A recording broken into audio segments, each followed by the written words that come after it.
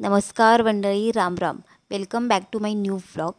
तर आपण सगळ्यात ज्या गृहिणी आहोत तर त्यांना सकाळची इतकी घाई गडबड असते. नवऱ्याचा डब्बा द्यायचा असतो, मुलांच्या शाळेचं आवरायचं असतं, मुलांसाठी वेगळा टिफिन बनवायचा असतो, प्रत्येकांच्या आवडीनिवडीचे नाश्ते बनवायचे असतात, प्रत्येकांना ज्याच्या त्याच्या हातामध्ये जी ती वस्तू द्यावी लागते आणि आपल्याशिवाय वस्तू कोणाला सापडतही नाहीत. हे तर आजपर्यंतचं रहस्य आहे जे उलगडलेलं नाही आहे. आईला जे पटकन सापडतं ते मुलांना, नवऱ्यांना, घरच्यांना, इतर कोणालाही ती गोष्ट नाही सापडत. तर ठीक आहे. परत मोठं टेन्शन जर कोणतं असेल तर ते आहे की सकाळच्या नाश्त्यामध्ये काय बनवायचं, दुपारच्या जेवणामध्ये काय बनवायचं, संध्याकाळच्या जेवणामध्ये भाजी आमटी काय बनवायची, हा सगळ्यांना पडणारा जो प्रश्न आहे. या प्रश्नाचं आजपर्यंत कोणालाही उत्तर सापडलेलं नाही आहे. मग आपण ज्या हाताला येईल ते आपण करून टाकतो. मग ते कोणाला आवडतो, कोणाला नाही आवडत. ज्यांना आवडतं ते आवडीने खातात, कोणाला नाही आवडत मग ते नाक मुरडतात. मग थोडाफार त्यांना ओरडा द्यावा लागतो आणि मग पुन्हा ते जे काही त्यांनी आपण बनवलेलं आहे ते त्यांना खावंच लागतं, पर्याय नसतो. तर सकाळची जी काही गडबड आहे ती अजिबात होऊ नये तर यासाठी मी तुम्हाला या व्हिडिओमध्ये काही टिप्स देणार आहे. तर मी तुम्हाला व्हिडिओमध्ये पुढे सांगेनच. तर माझं जे काही संध्याकाळचं रुटीन आहे ते थोडं मी इथे तुमच्याशी शेअर करेन. तर रात्री झोपताना आपण काय काय तयारी केली पाहिजे ज्यामुळे आपली सकाळी अजिबात गडबड होणार नाही. अगदी 1 ते 1.5 तासामध्ये सगळं काम आपलं संपवलं जाईल आणि आपल्याला थोडाफार आपल्यासाठी वेळ काढता येईल, आपल्याला आराम करता येईल. तर यासाठी या व्हिडिओमध्ये मी तुम्हाला काही टिप्स देणार आहे. तर इथे तुम्ही बघताय मी माझी 6:30 वाजलेले आहेत संध्याकाळचे आणि आता दिवस मोठा असल्यामुळे थोडाफार उजेड दिसतो आहे. तर इथे मी माझी भाजी, भाकरी आणि चपातीसुद्धा करून घेतलेली आहे. राईस आणि आमटी शिल्लक होती. आता आमचं जेवण वगैरे दोघांचं झालेलं आहे. निलेश गेले आहेत बाहेर. तर इथे मी रात्रीची जी काही भांडी आहेत ती अजिबात ठेवत नाही. कितीही वेळ होऊ दे मला ती घासावीच लागतात, कारण सकाळी उठून पुन्हाही ती घासावी लागतात. आणि सकाळचं कसं होतं, आपण लवकर उठतो त्यामुळे ती जी भांडी आहेत त्या भांड्यांचा खडखड आवाजाने घरच्यांनासुद्धा त्रास होतो. त्यामुळे सकाळी घासण्यापेक्षा आणि सकाळी आपल्यालाच घासावी लागतात. त्यामुळे ती जी काही भांडी आहेत ती सगळी रिकामी करून आपण त्याच वेळेला घासली पाहिजेत, म्हणजेच संध्याकाळी घासली पाहिजेत. तर इथे तुम्ही बघू शकताय जी काही भांडी आहेत ती सगळी मी रिकामी करून घासून घेतलेली आहेत, म्हणजे सकाळी फार काही गडबड होणार नाही.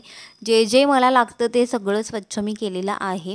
अगदी अंघोळीचं भांडंसुद्धा मी लागलेच घासून ठेवलेलं आहे. आता इथे तुम्ही बघू शकते भाकरी केल्यामुळे, आणि मी किचन कट्ट्यावरतीच भाकरी करते, तर किती किचन कट्टा सगळा घाण झालेला आहे. तर इथे मी जो काही किचन कट्टा आहे किंवा किचन ओटा म्हणा, गॅस शेगडी मी इथे स्वच्छ धुवून घेते. आता हे सगळं का करायचं, जे क्लिनिंग आहे ना किचन ओट्याचं ते का करून घ्यायचं याचं मी तुम्हाला कारण सांगते. जेव्हा आपण सकाळी सकाळी उठून मस्तपैकी आंघोळ घेऊन वगैरे येतो ना किचनमध्ये, तर जो काही गचाळपणा आहे तो बघून खूप मूड ऑफ होतो आणि अजिबात जेवण करण्याची इच्छा होत नाही. त्यामुळेच सकाळी उठल्याबरोबर किचनमध्ये गेल्यानंतर अगदी मन प्रसन्न झालं पाहिजे, जेवण करण्याचा उत्साह आला पाहिजे आणि अगदी मनापासून आपण जेवण केलं पाहिजे किंवा इतर ज्या काही किचनमधल्या गोष्टी आहेत त्या अगदी मनापासून मन प्रसन्न करून केल्या पाहिजेत. यासाठी हे जे काही बेसिक क्लिनिंग आहे ते करून घेणं खूप जास्त गरजेचं आहे. तर तुम्ही इथे बघू शकताय मी पूर्ण किचन ओटा आहे किंवा किचन कट्टा म्हणा जो काही आहे तो पूर्णपणे क्लीन केलेला आहे. जी गॅस शेगडी होती तीसुद्धा मी पूर्ण क्लीन करून घेतलेली आहे, घासून घेतलेली आहे थोडाफार निरमा टाकून.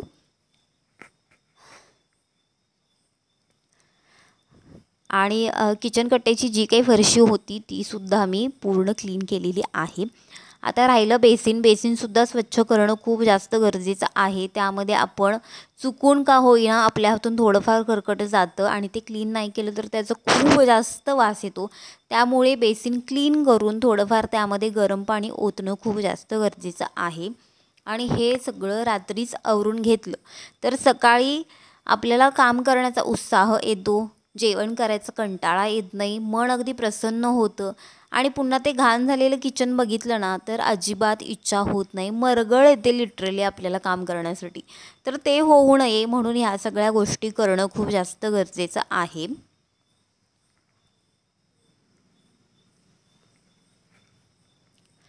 आता इथे तुम्ही बघू शकताय माझं जे काय क्लिनिंग होतं, म्हणजे किचन ओटा असेल, गॅस असेल, बेसिन असेल, मी जे काही होतं ते क्लीन करून घेतलेलं आहे.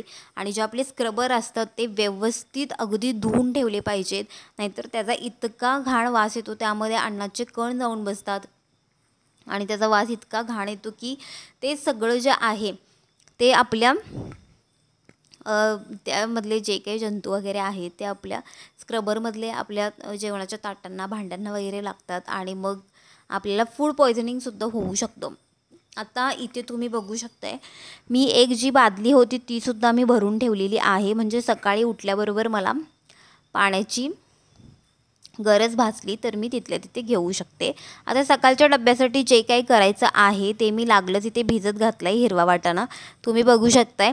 त्याचबरोबर जी जी मला भांडी लागणार आहेत आमटी, भाजी आणि राईस करण्यासाठी, तर ती मी भांडी लागलंच इथे काढून ठेवलेली आहेत, म्हणजे सकाळी फार काही गडबड होणार नाही.